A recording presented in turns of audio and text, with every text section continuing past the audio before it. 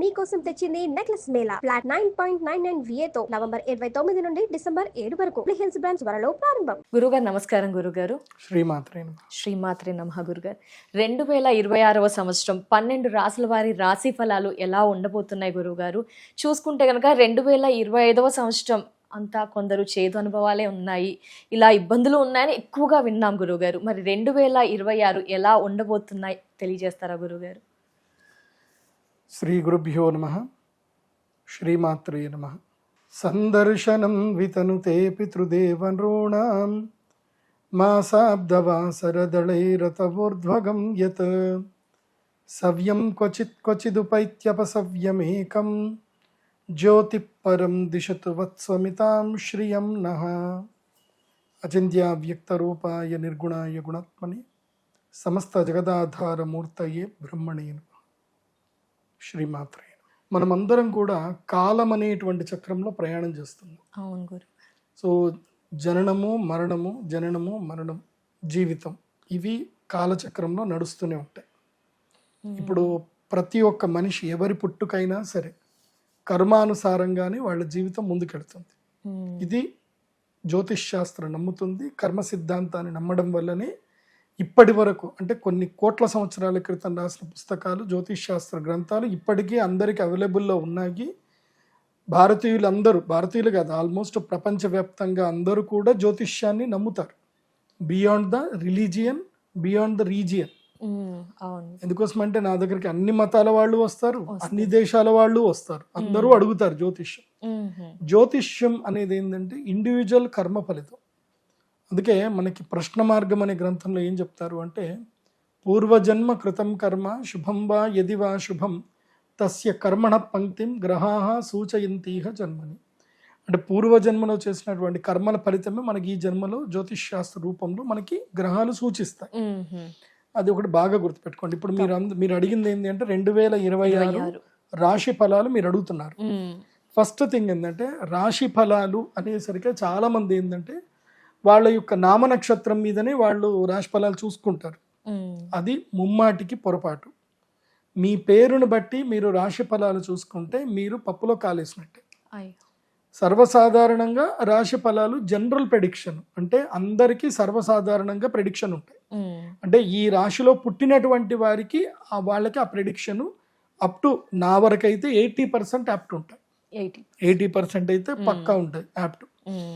అయితే మీ ఒరిజినల్ రాశి మీరు తెలుసుకోకుండా మీకు మీరుగా, ఇప్పుడు మీ పేరు రాము, మీరు పుట్టిందేమో శ్రవణ నక్షత్రంలో, కానీ మీ పేరు రామని పెట్టుకున్నారు. రాము అన్న పేరు ప్రకారం చేస్తే పేపరారి చిత్తా నక్షత్రం తులారాశి కింద వస్తుంది. తీరా చూస్తేనేమో పుట్టిందేమో శ్రవణ నక్షత్రం మకర రాశిలో వస్తుంది. తులారాశికి మకర రాశికి చాలా తేడా ఉంటుంది. పక్క రాశులకి వ్యత్యాసం ఉంటుంది, ఇంకా ఆంతరాశులకి అంటే వేరే ఉంటుంది.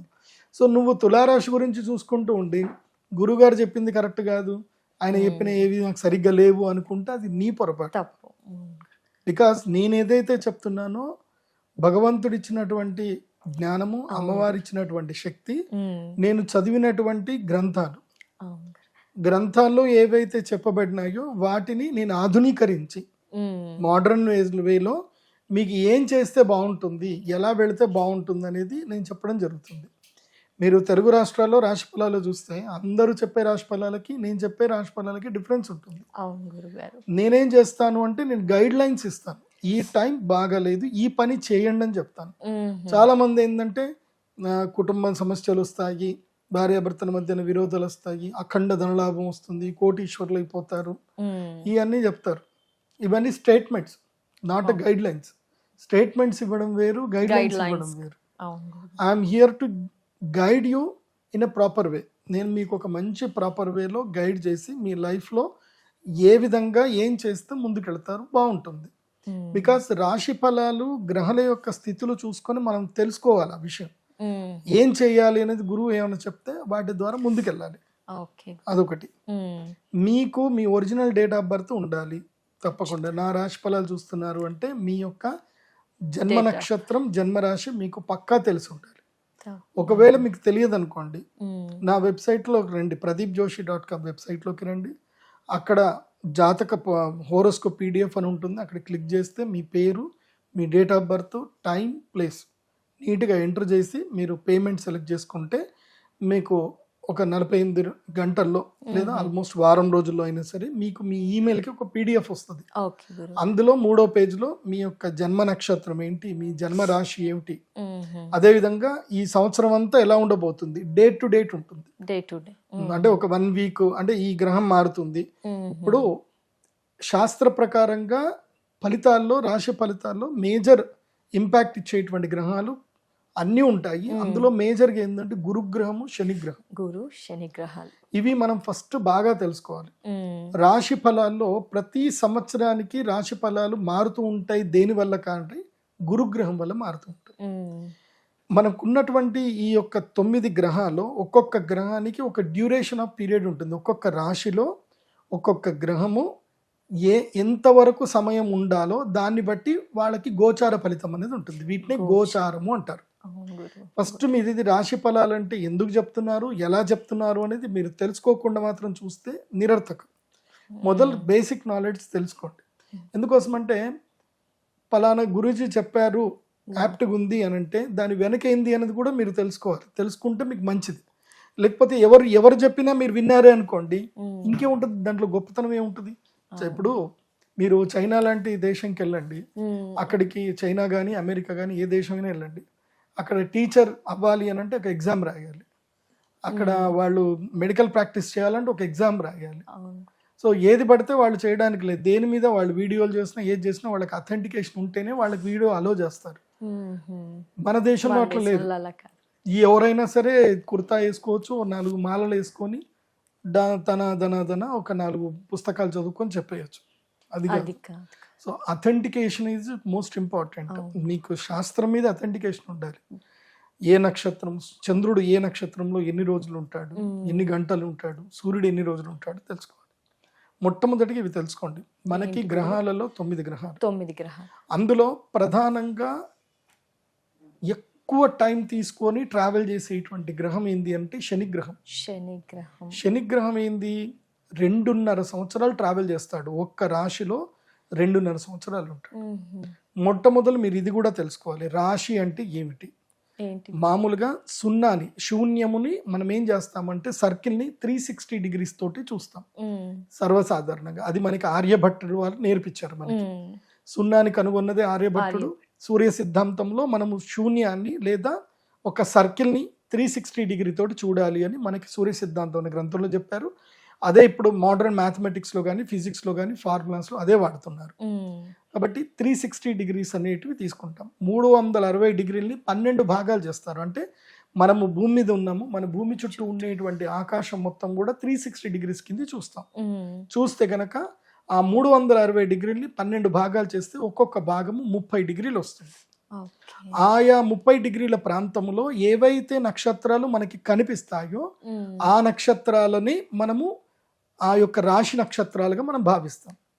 ఇప్పుడు మనం మేషరాశి అంటాం. ఆకాశంలో మేషరాశి ఎక్కడుందో అనేది మీరు స్టార్ వాక్ అనే ఒక యాప్ ఉంటుంది, అది డౌన్లోడ్ చేసుకొని మీరు మొబైల్లో కూడా మీరు ఆకాశంలో మేషరాశి ఎక్కడుందో ఇలా చూసుకోవచ్చు. స్టార్ వాక్ అనే యాప్ తోటి మీరు చూడొచ్చు.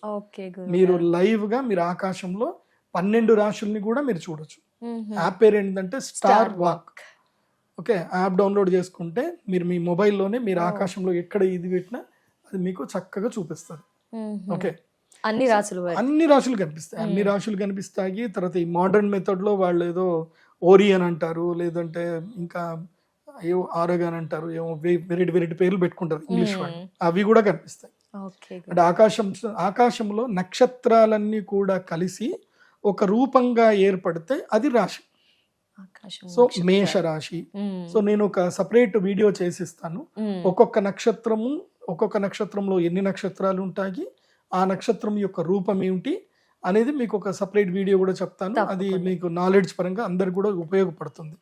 ఎందుకోసం అంటే ఏవో రాశులు అంటే ఎక్కడో ఉంటాయట రాశులు అని ఇలా అనకూడదు. జ్యోతిష్ శాస్త్రం ఏంటంటే ప్రత్యక్ష శాస్త్రం. ప్రత్యక్షం జ్యోతిషం శాస్త్రం చంద్రార్కం ఎత్ర సాక్షిణం అని శాస్త్రం చెప్తుంది. సో రిమైనింగ్ అన్ని శాస్త్రాలన్నీ కూడా అయిపోతాయి, కానీ ఒక్క జ్యోతిష్ శాస్త్రం మాత్రం లైవ్ కంటికి కనిపిస్తుంది. అదే జ్యోతిష్ శాస్త్రం. అందుకే జ్యోతిష్ శాస్త్రం ఇప్పటికీ మనుగడ సాగిస్తుంది. 30 డిగ్రీలు ఏదైతుందో దాన్ని ఒక రాశి అంటారు. మళ్ళీ 30 డిగ్రీల్ని మళ్ళీ 9 కిందకి డివైడ్ చేసుకుంటే అందులోపల ఒక్కొక్క నక్షత్ర పాదం వస్తుంది. సో అది 12.5 డిగ్రీస్ వస్తుంది. ఓకే. సో ఇప్పుడు అశ్విని నక్షత్రము 4 పాదాలు అంటే అది 12.5 డిగ్రీస్ వేసుకొని మళ్ళీ 4 వేసుకోవాలి దాంట్లో. ఓకే. సో అలా వెళుతూ వెళుతూ ఈ యొక్క నక్షత్రాలన్నీ కూడా రావడం జరుగుతుంది. ఓకే. సో ఫస్ట్ రాశి అంటే ఏమిటి, 360 డిగ్రీస్లో 12 భాగాలు చేస్తే అది ఒక రాశి. ఒక రాశిలో 9 భాగాలు చేస్తే ఒక్కొక్క నక్షత్ర పాదము, 9 × 12 వేస్తే 108 పాదాలు, మళ్ళీ మొత్తం నక్షత్ర పాదాలు 108. సో ఇది చూసుకోండి.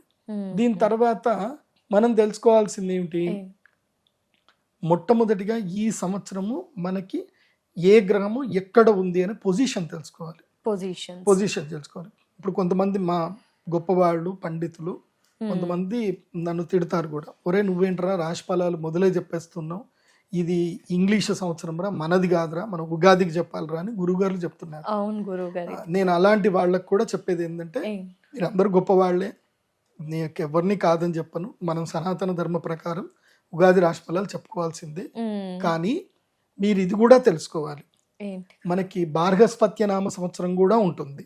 సంవత్సరాల్లో సౌరమానము, చాంద్రమానము, బార్హస్పత్యమానం అని కూడా ఉంటాయి.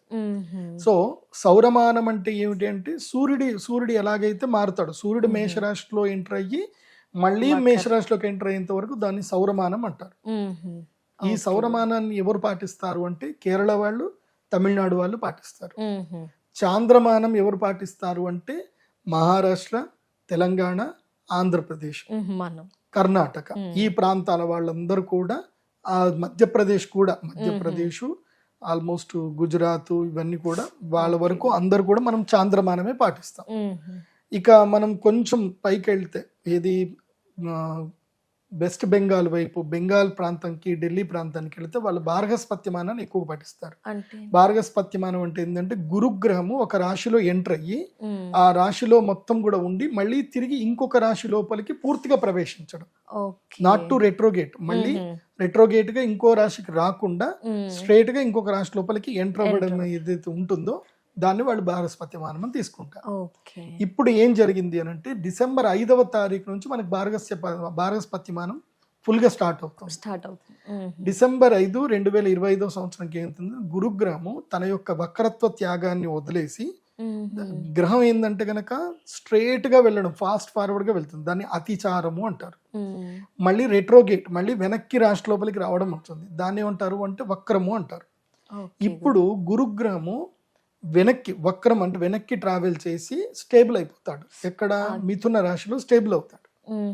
స్టేబుల్ అయ్యి he travel entire into the మిథున రాశిలోనే ఉంటాడు. ఇంకా ఎప్పటి వరకు, జూన్ 3వ తారీఖు 2026 వరకు మిథున రాశిలో ఎవరుంటారు, గురుగ్రహం అక్కడే ఉంటాడు. సో ఫస్ట్ మనం ఈ గ్రహాల గురించి తెలుసుకుందాం. రాహువు, కేతు అంటే వెనక్క నుంచి వద్దాం. రాహువు, కేతు ఈ 2 గ్రహాలు ఈక్వల్ ట్రావెల్ చేస్తాయి. 18 నెలలు ఒకే రాశిలో 18 నెలల కాలం ఉంటాయి. అంటే రాహు వెళ్తున్నాడు అంటే కేతు వెళ్తున్నాడు, అంతే. ఇవి సపరేట్ గా ట్రావెల్ చేయవు. ఇవి ఏంటంటే దండం లాగా ఉంటుంది రాహుకేతు. ఇప్పుడు ఈ పెన్ ఇటు పోయింది అని అంటే ఇది ఈక్వల్ గానే పోతాయి కదా.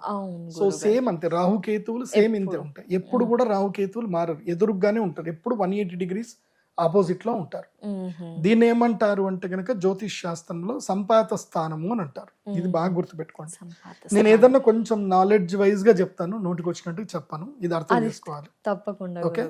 సో రాహుకేతువులు 18 నెలలు ట్రావెల్ చేస్తారు, ఈచ్ రాశిలో 18 నెలలు ఉంటారు. ఇప్పుడు ఈ మూమెంట్ ఏం జరిగిందనంటే, ఈ రాశి ఫలాలు 2026 చెప్పడానికి గల కారణం ఏంటంటే, ఇదే నవంబర్, డిసెంబర్ లోనే రాశి గ్రహాలన్నీ కూడా మారిపోతున్నాయి. ప్రధానమైన గ్రహాలు రాహువు, కేతువు, గురుగ్రహము, శనిగ్రహం, ఇవే మేజర్ గ్రహాలు.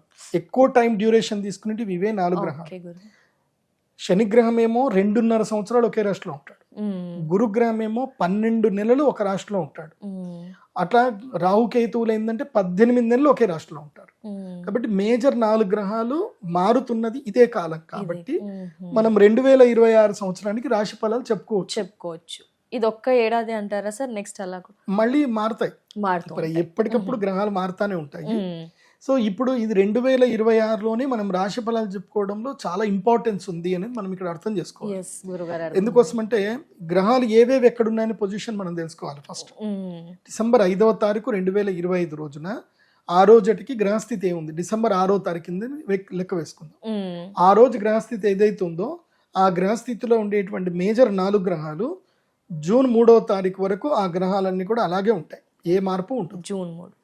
సో ఫస్ట్ మిథున రాశిలో గురుగ్రహం ఉంటాడు, మీన రాశిలో శనిగ్రహం ఉంటాడు, శతభిష నక్షత్రంలో కుంభరాశిలో రాహుగ్రహం ఉంటాడు, సింహ రాశిలో కేతుగ్రహం ఉంటాడు.